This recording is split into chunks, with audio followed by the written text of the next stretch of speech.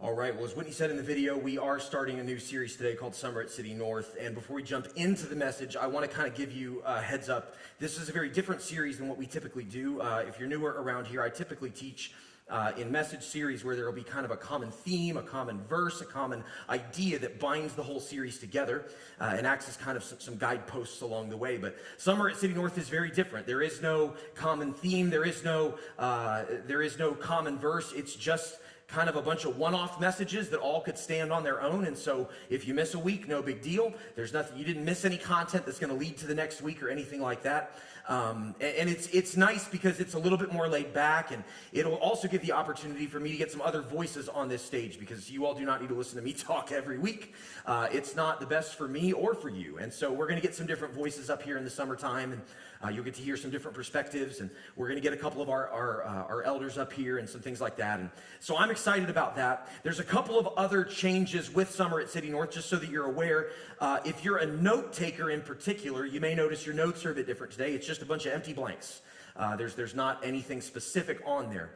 So we're going to give this a shot during Summer at City North to kind of see, like, would it be helpful to people if, rather than sort of saying in advance, here's the important stuff, maybe it would be helpful to some of you to just have room to write down whatever God says to you during the service. And so, so if you're a note taker, there'll still be scriptures on the screen. There'll still be a couple kind of key thoughts, key points on the screen. You can jot those down if you want, but if God's saying something totally different to you in the message, that's his prerogative. Don't write down what I wrote just because I wrote it. It's just me. So listen to the voice of God during that, and write down whatever you feel like you need to. So it's going to be a good time over the next couple of months as we walk through this. A couple weeks ago, I introduced my kids to one of my very favorite movies of all time. Now, in advance, I have to say that I did not introduce them to the whole movie. That's important. They did not need to be introduced to the whole movie. They only needed to be introduced to part of it. They're 9 or 11. I did that first in team service. They're 11, 10, and 6, and so they're a little young to watch the whole thing. But I wanted them to laugh along with me as we watched Monty Python and the Holy Grail. Now, for those who haven't seen it, I don't know that I'd recommend it. It takes a very special, unique kind of sense of humor to think Monty Python and the Holy Grail is funny. I think it's amazingly hilarious. My kids did laugh through the couple scenes that I showed them. I don't know that they found the scenes funny so much as they were laughing at me, laughing very hysterically in advance of what I knew was about to happen before it happened. Or if they were laughing at Vanessa on the couch across from me, who was doing this the whole time. Because she thinks it's the dumbest movie she's ever seen in her whole life. It was a great moment. I don't really care why they laughed. I just know they laughed a lot, and it made me really happy. And then they quoted certain lines for a couple days afterward. So it was awesome. Now, I tell you that not because we're talking anything more about Monty Python today, but if you're familiar, you know Monty Python's kind of wacky, it's kind of out there, it's a very different kind of a thing. Well, today we're looking at a Bible story as we kick off Summer at City North, that, to be real honest, you could cut and paste this Bible story right in the middle of a Monty Python movie, and it would not miss a beat. I mean, it would fit right in there. It is one of my favorite Bible stories, not because of the seriousness of it, although it's teaching some incredible things, and we're going to get to that, but it's one of my favorites because it is absolutely hysterical. I promise you, if you didn't think the Bible was funny, hold on to your hats. Here we go. We're going to jump in pretty quick to it because I've got a decent amount of scripture we're going to cover today. But to give you some context for what's happening before this story, we're going to be in the book of Numbers chapter 22 today. Numbers chapter 22. And in Numbers chapter 22, this is the fourth book of the Bible, so it's pretty early in the biblical narrative.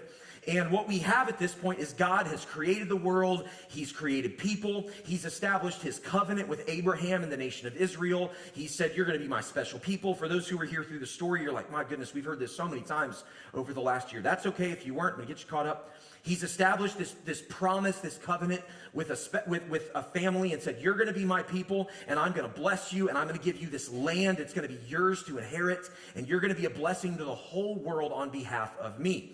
Well, things didn't go great. They ended up in slavery. The family ended up in slavery for about 400 years. And eventually God did some miracles, and he freed his people from slavery and led them on a journey through a desert wilderness toward the land that he had promised them many, many years before.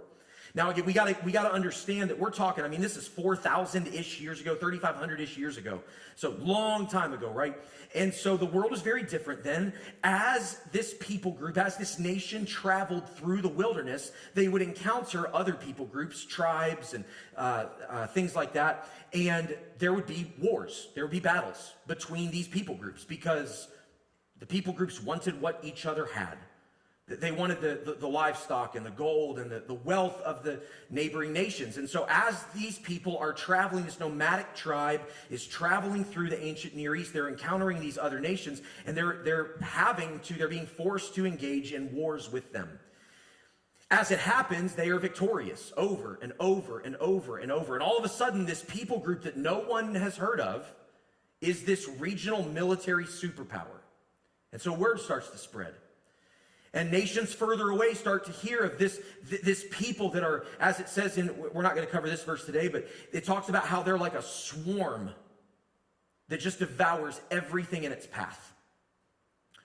And to be clear, it's not because Israel necessarily wanted to do that per se, but as they traveled, they were being attacked, and God's blessing and hand was on them, and he kept giving them victory after victory after victory after victory. Eventually, word reached the land of Moab, where the king of the Moabites heard about Israel, heard about this people group. And as he does, he's a little bit scared.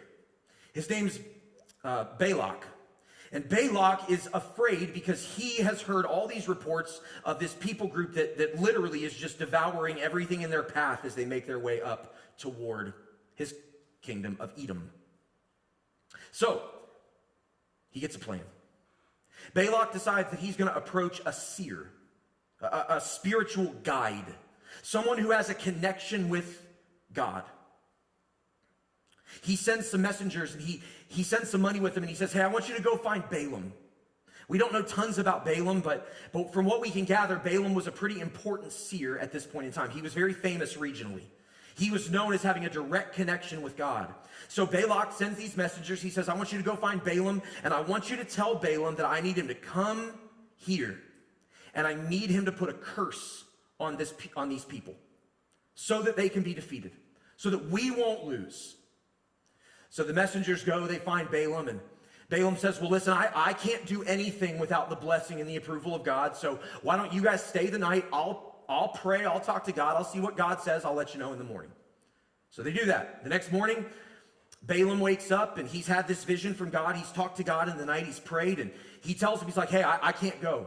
God told me that these are his people, that they're blessed, and that I can't touch them. And so the messengers go back to Balak, who's not super thrilled by the news. And this time he sends more messengers, and even more powerful messengers. Don't know exactly who, but people of high standing in his kingdom, people who are wealthy and who are powerful. And he sends them with more money. And they go back to Balaam and they say, hey, Balaam, we know what you said before, but we're back. And listen, Balaam, listen. If you'll just do this thing, man, Balak is going to make you rich beyond your wildest imagination. He's going to make you wealthy. He's going to give you everything you want. And he sent all the wealthy people to tell him. Well, Balaam says the same thing. He says, listen, I can't do anything without God's approval. Stay the night. I'll pray. We'll see what happens. We're going to pick up our story right there in the book of Numbers, chapter 22, starting in verse 20, after Balaam said he was going to pray that night. So that night, God came to Balaam, and he said, since these men have come to summon you, go with them, but do only what I tell you. I'm going to kind of jump in and out of the verses today to give some kind of commentary and some thoughts as we go. This is an important verse because it sets up what's to come, but it's also an important verse because what's about to come appears to completely contradict it. Okay? So I'm going to do a little bit of an aside for a couple of minutes. Here's what the next verse says. Balaam got up in the morning, saddled his donkey, and went to the Moabite officials. But God was very angry when he went. And the angel of the Lord stood in the road to oppose him. Now we're going to come back to the angel because the angel plays a central role in this story. But you might be wondering, why did God tell him to go if God was just going to get mad at him next thing when he went? And that would be a very fair question. And it's moments like these in the Bible, again, this is not the message for today, okay? This is a little aside, but it's an important aside, because moments like this in the Bible create a lot of tension and confusion for people. And sometimes moments like these can cause people to doubt the authority and the truth of the Bible, because it's like, well, why would God say to do this if then God was just going to get mad next? Either the Bible's a load of trash, or God is not good, or something, because it says it right there. Now, I'm going to get into some textual stuff here in a moment, but anytime you run into something biblically that is like this, and to be honest, this is probably one of the more drastic kind of, it says this and now there's this, and I don't know what to do with those two things together. This is probably one of the more drastic ones, but anytime this kind of thing happens in the Bible, I would encourage you to not get hung up there and to keep going, and then to take the whole of whatever that thing is in and say, what is God trying to demonstrate and show in this whole unit? For what it's worth, I've been a lead pastor now for almost 10 years, and I've preached most of the Sundays of those 10 years. So I don't know, 450 sermons in the last 10 years, something like that. If somebody were to go back through and catalog all of those sermons, I promise you would find some words here and there that I said that, like, next to one another contradict each other. I promise. There'd be something that I said that was not factually true. I've actually had family and things who have heard a story that I've shared and been like, on the back end, been like, hey, that's not the way that thing went. And I'm like, that's the way I remembered it. I don't know. Because we have this funny way as people of not always being exactly 100% accurate in everything that we say and write. Yes? I say that because as this is written, I don't know exactly what's going on here. I'm going to offer my thoughts in a moment. But I will also say that the reality is the way that we hear, experience, and understand things is not a reflection on God, it's a reflection on us as humans. And so there are going to be times that the Bible might appear to say something contradictory, but usually, always, if you do a little bit of digging, if you talk to somebody who maybe has some more biblical knowledge, they might be able to offer a solution to that thing that isn't readily apparent at the jump. And so, keep going. Figure out what the Bible's trying to teach on the whole, and then circle back with someone else who maybe has some knowledge, some experience with the Bible that you don't have.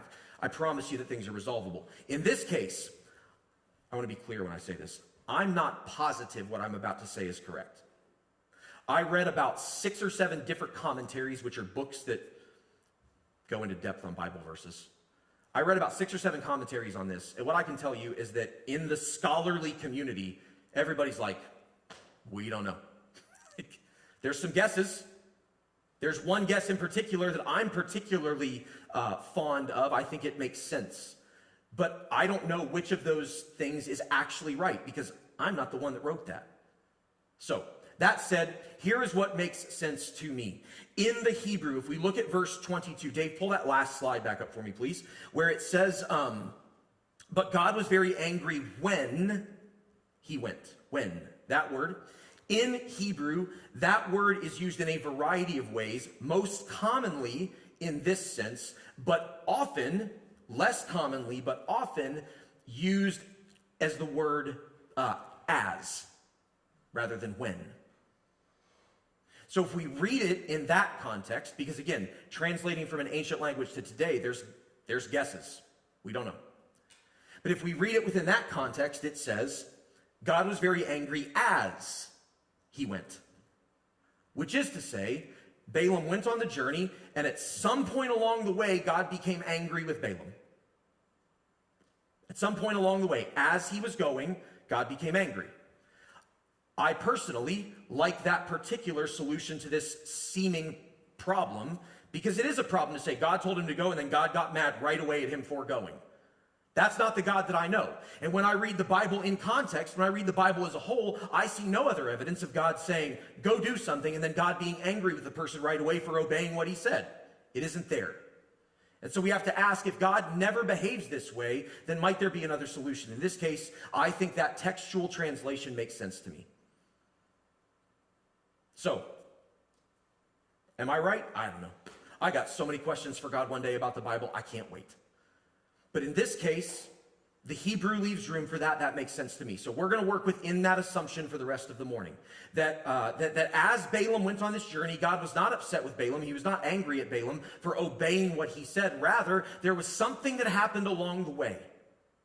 Now, we don't know exactly what it was, but as you'll see in the rest of the story today, there are some little clues here and there that indicate that maybe Balaam didn't do what God said. And what God said in verse 20 was, do only what I tell you.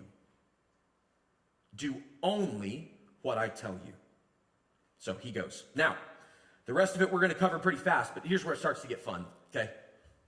Listen, if you're a person that likes to visualize things, just visualize this like crazy, because it's a super fun scene.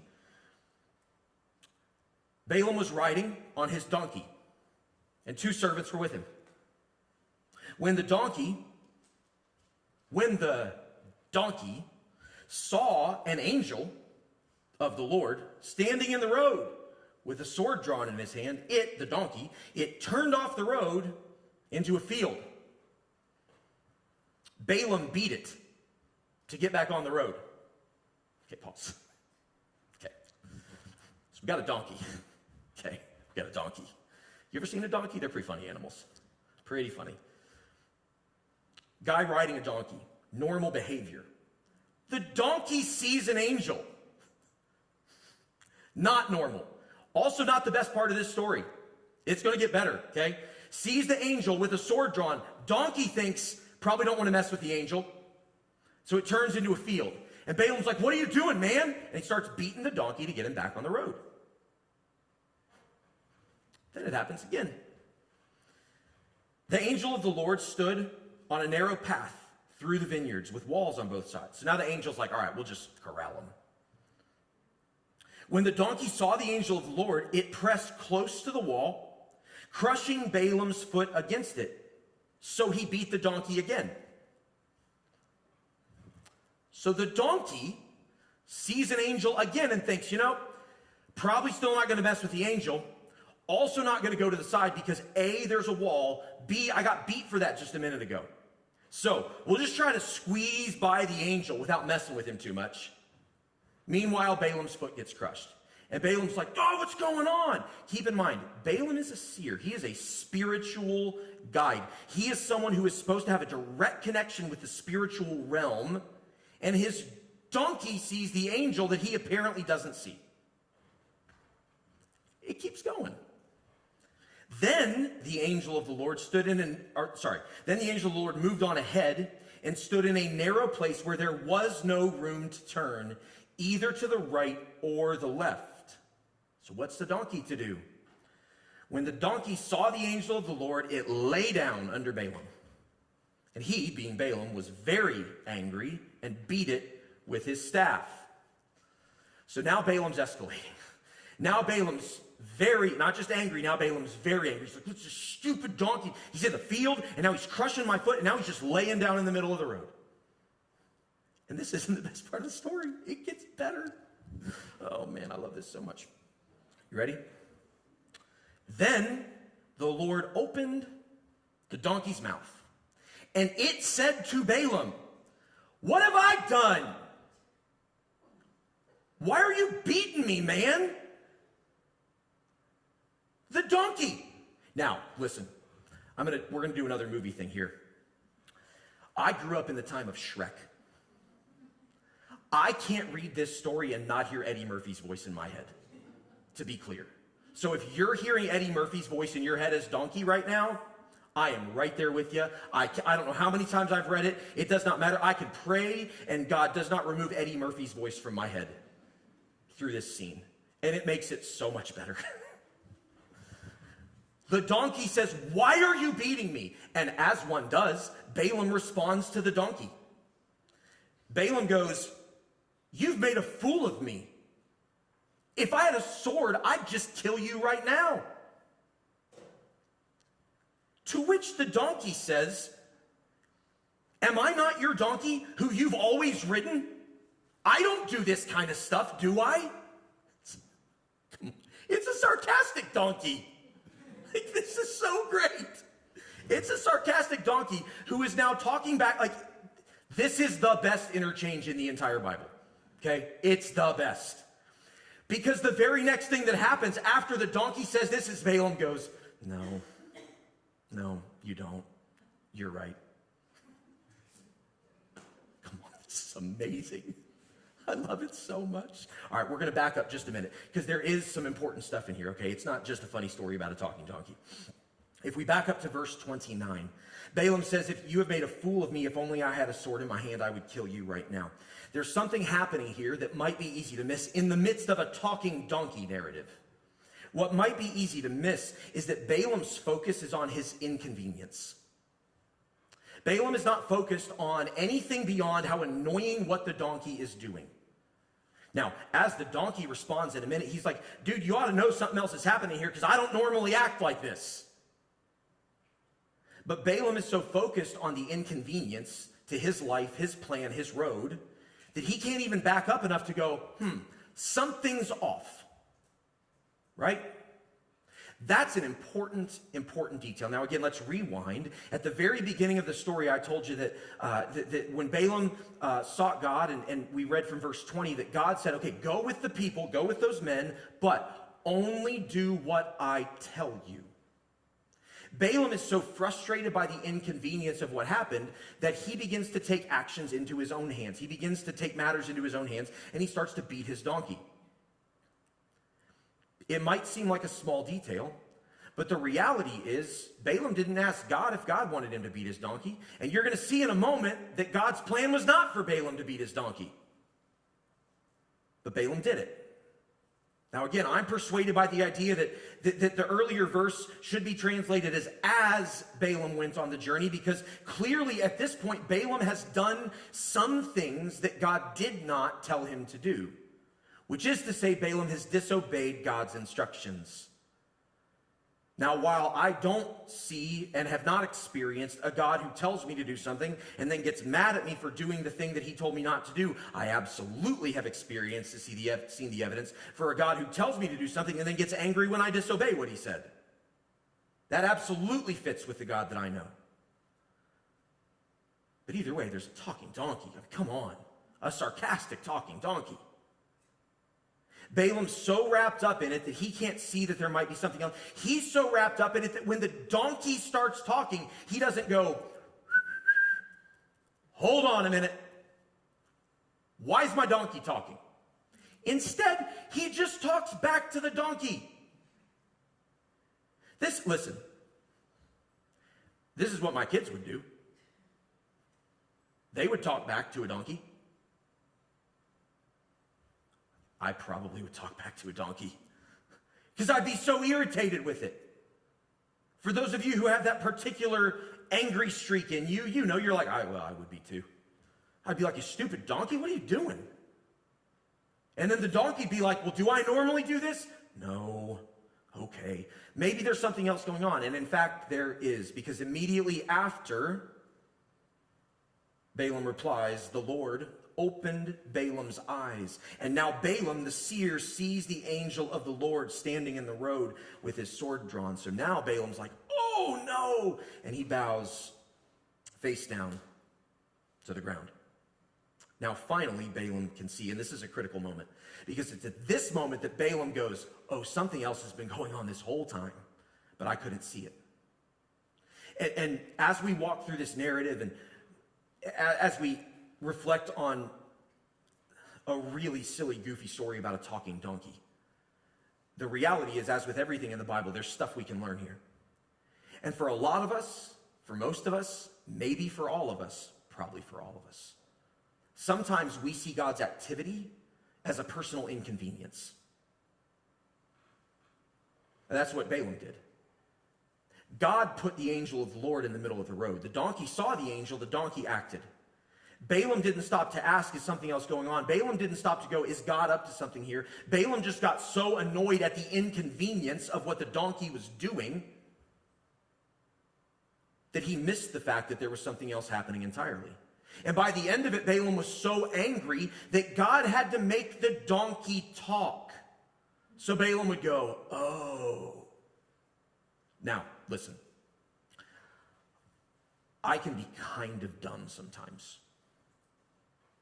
Sometimes. Maybe you're like me. Maybe you're somebody can tell you a thing and you're like, yeah, no, I know. Yeah, I got it. I know. But then you have to do the dumb thing and learn for yourself. Any of any of you, my people like that? Like, I don't know how many times, Tamara, yeah, I knew Justin. I don't know the number of times in my life, my mom who played piano this morning was like, I told you this. It's like, I know you did. Yeah, I know. I'm aware. But you had to do the dumb thing, didn't you? Yeah, I had to do the dumb thing. Some of us are just wired. It's like it doesn't matter how many times, it doesn't get through my thick skull until I experience it and I do the dumb thing that I was told not to do. And then I'm like, oh, yeah, okay, that makes sense, right? Some of you are much smarter than me and you learn from other people's mistakes. God bless you. Life is better that way. I know it. But sometimes God has to put a talking donkey in front of me to get my attention. Because I don't learn when the donkey does the things the donkey doesn't normally do. It strikes me that Balaam must have been a lot like me. Because I'd like to think that when the donkey veered off into the field, and then when the donkey squeezed with a perfectly good open road, squeezed next to the fence, and then when the donkey laid down, I'd like to think that at some point in that journey, I would have been like, something's off here. But the truth is, I probably wouldn't have until God made the donkey talk. Because I so often see the activity of God as an inconvenience on my life before I recognize it as God's activity. For all of us, we would do well to, when things just seem off, when something's not going the way that we think it might, we would be wise to say, hold on a minute, maybe something isn't as it seems. But like Balaam, so many of us are stubborn and thick-headed and we don't. But as the conversation continues, as things move forward, some really good things happen. The angel of the Lord asked Balaam. By the way, this is the same question the donkey asked, which I also think is funny. The angel says, why have you beaten your donkey these 3 times? Like, in other words, you didn't need to do that. I have come here to oppose you, to stand in your way, because, and here's one of the main clues that makes me think that Balaam got off track somewhere along the journey, because your path is a reckless one before me. Remember, God's the one that told him to go. God had set a path in front of him, but it appears to me that somewhere along the way, Balaam diverted a little bit. Balaam turned a little bit in his own way. Maybe as Balaam was going down, maybe Balaam started to think about all the wealth he was promised. I don't know. It's a total guess. It's a total read between the lines. Maybe Balaam started to think about the wealth he had been promised, and Balaam's like, well, I know God said I couldn't curse him, but if I get all that cash, I can get out of Dodge, and I'll be all right. I don't know. It would make sense to me. Whatever it was, at some point along the way, Balaam no longer was walking God's path. He was walking his own path. And then the angel continues, the donkey saw me, and it turned away from me these 3 times. If it hadn't turned away, I'd have killed you by now. But I'd have ignored it. And then Balaam said to the angel of the Lord, I've sinned. I didn't realize it was you. I didn't realize you were standing there to oppose me. Now, if you're displeased, if I'm on the wrong road, just tell me, and I'll go back. But the angel of the Lord said to Balaam, no. Go with the men. Go with the men. But speak only what I tell you. Which is the second major clue for me, because God reiterates what he said initially to Balaam, except he adjusts it a little bit. The first time he said, do only what I tell you. The second time through the angel, he says, speak only what I tell you. Balaam did something, I'm convinced Balaam did something along the way that God was like, that's not what I said to do. So now I've got to double down. Maybe it was that Balaam used some words, I don't know. Somehow or another, Balaam got off track. Clearly, he was still going to the right place because God didn't tell him to go back where he came from. Clearly, Balaam was still following God's plan in some way, but he had just gotten off track and God needed to course correct it. And so here's the thing, in case you can't tell. I love this story so much. But it's not just a funny story. This is a commentary on every one of our lives. Because for every one of us, there come moments in our lives where we're so irritated because the road we're on isn't working. It's blocked. Everything's hard. Nothing's working. And we get so inundated with frustration around the circumstances that we don't take a step back and go, what's God up to within it? When the reality is it's entirely possible that God's put an angel right in the middle of the road to say, stop for a minute because you've forgotten the road I sent you on to begin with. That's exactly what he did with Balaam. And in this moment, what we see is Balaam's response is a good, healthy response. Balaam's like, okay, I messed up. So God, if you want me to go a different route, if you want me to go home, tell me. If you want me to go I will do whatever you ask. I realize now that I've messed up. Because what Balaam did was in this moment, although it took a talking donkey, Balaam paused. And Balaam did what he should have done from the jump. He asked God if what he was doing was right. And so for each of us, when we encounter blocks on our road, whatever road it is, when our road is blocked, stop moving and ask God what he wants you to do. Ask God what he wants to show you. Ask God what he's thinking. Ask God what his plan is. Ask God what he's up to. Because I can promise you that when your road is blocked, God is trying to show you something. It may not be that you're being disobedient to what he asked. It may be that something has changed and now God needs to show you something new. It could be any number of different things. But when your road is blocked, our default as human beings, our most natural inclination is to be annoyed by the block instead of to take a step back and to ask God what he's up to by blocking our path. And hopefully, it won't take a talking donkey to get a hold of you. Hopefully it won't take something so drastic as that. Although, maybe that would be awesome. Hopefully it won't be something that upends your life, and that hopefully it won't be something that is painful. Hopefully it won't be something that is difficult. But God uses all kinds of things.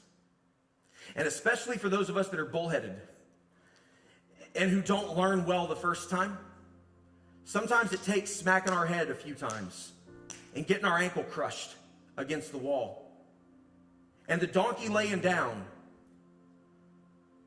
and the donkey turning around and talking to us before God can get a hold of us. Whatever it is that you're pursuing, whatever things in your life you're in pursuit of, when the road is blocked, pause. Take a beat. Step back. And instead of trying to figure it out for yourself, seek the Lord and wait. Be patient. Because if the Lord sent you on the road, he won't send you back, but he might be trying to show you something that you need along the way. And if the Lord didn't send you on the road, he might say, turn around. He might say, it's time to go back. It's time to go home. This isn't what I want for you. I don't know what it's going to be in every specific circumstance, because each one of us is different, and each of our roads are different, and what we pursue is different. But as we look at a silly story about a talking donkey in the Bible, it'd be easy to go, well, that story doesn't have any relevance to today. No. It does. Because the human heart hasn't changed all that much over these last 4,000 years. We're still the same kind of people.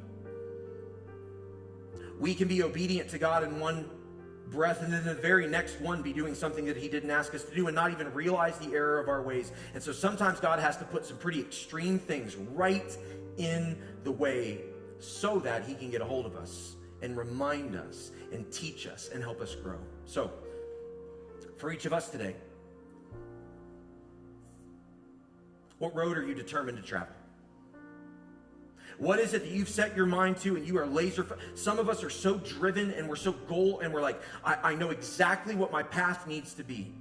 But maybe your path isn't the path God has for you. Maybe your road isn't the road God wants you to walk.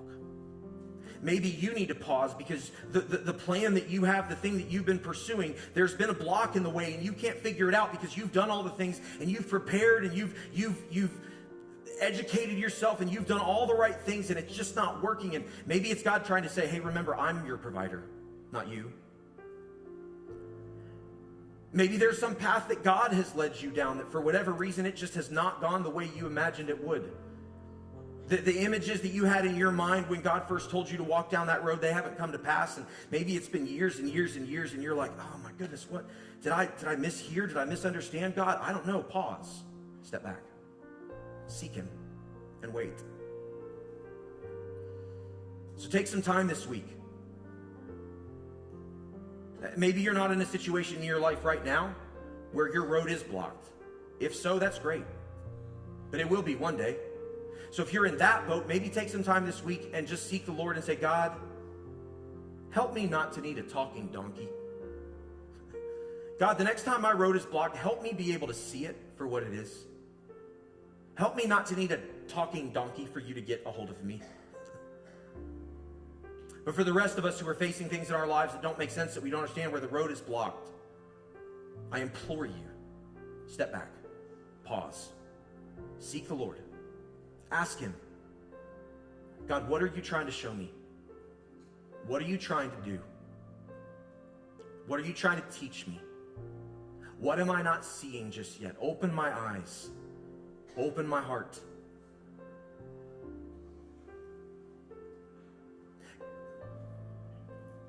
I'm reminded of a verse in the Psalms that I don't have in my notes, but where David writes, your word is a lamp unto my feet and a light unto my path. I've talked about this a lot over the years, but if we think about it, a lamp or a light like they would have had when David wrote that, it would not have illuminated much. It would have illuminated a step or maybe two, and that's it. That's all it would have shown. God, I don't need to know the end result. I mean, I'd like to, don't get me wrong. I don't need to know the end result, but would you just show me the next step? And then when I'm there, would you show me the next? And when I encounter a block, help me to take a step back and then show me the next step. And I can promise you that if you will make that a habit and a pattern in your life, there will be roadblocks. There will be many of them. There will be so many times that God has to block your path because we don't see yet what's really going on. But what I can promise you is that you'll avoid some of the pain of the donkey talking. So don't be like Balaam. Be smarter than Balaam. Trust God, and when he blocks your path, ask him why. Humble yourself and learn from him, and he will lead you. Let me pray for us this morning.